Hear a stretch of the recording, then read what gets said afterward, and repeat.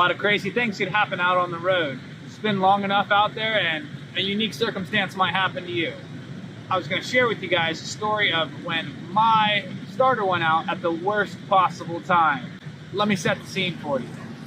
I was at a truck stop just outside of Chicago in Bolingbrook, Illinois. First thing in the morning. The sun just came up bright and early.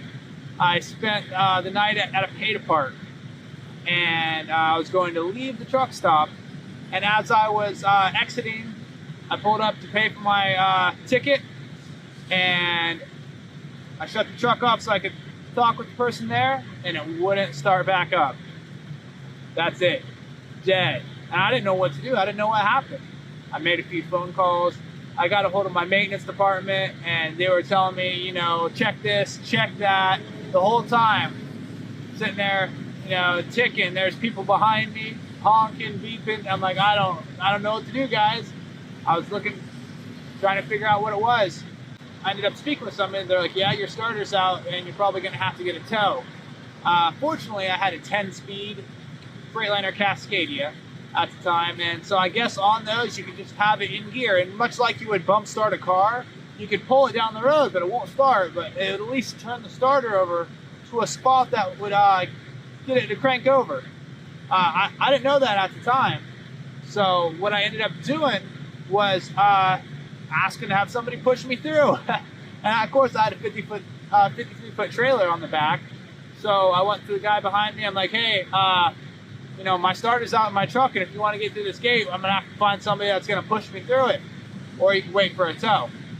And he's like, nope, nope, nope. So I went to the second guy back there. It was a night transportation driver, you know, a good guy, and he's like, yeah, sure, let's give it a shot. So he backed his trailer up to my trailer and pushed me through the gate so everybody could get on their way. And, you know, not too long after that, the tow truck guy gets there, and I didn't know it at the time, but all I had to do was have it in gear and pop that clutch out, and it would spin that spot over in the starter. Or I could have probably fixed it before the tow truck guy got there. Tow truck guy gets there, hooks his chains to the front of me, and as I have the truck in gear, drags me 10-15 feet down the road. And would you believe it? As soon as he stopped, I went to crank the truck over, and it fired right up. And he's like, all right, pay me $350. So I'm like, man, I'm in the wrong line of work.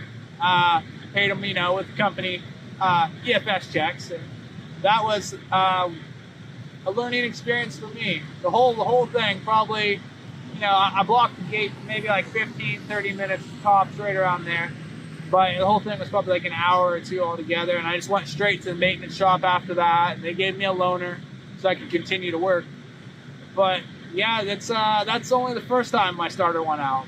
Actually, my starter went out in this truck right behind me this past winter. So I was up in Wisconsin and at a customer again. The truck decides she doesn't want to start up, and I had to leave my trailer in a dock. But this one's an automatic, and I wasn't able to pull start it like I was the standard I had.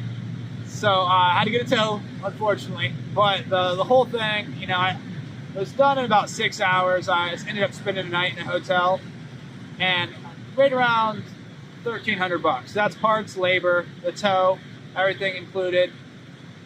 So it could have been a lot worse. You know, I was back and rolling the next day, but that's how she goes. That about sums it up. I had some pretty crazy experiences out here, and that is just one of them. Stay tuned until the next time. I'll tell you more about some of these wild adventures I get into out on the road and what you might expect. All right, thanks. Be safe out there.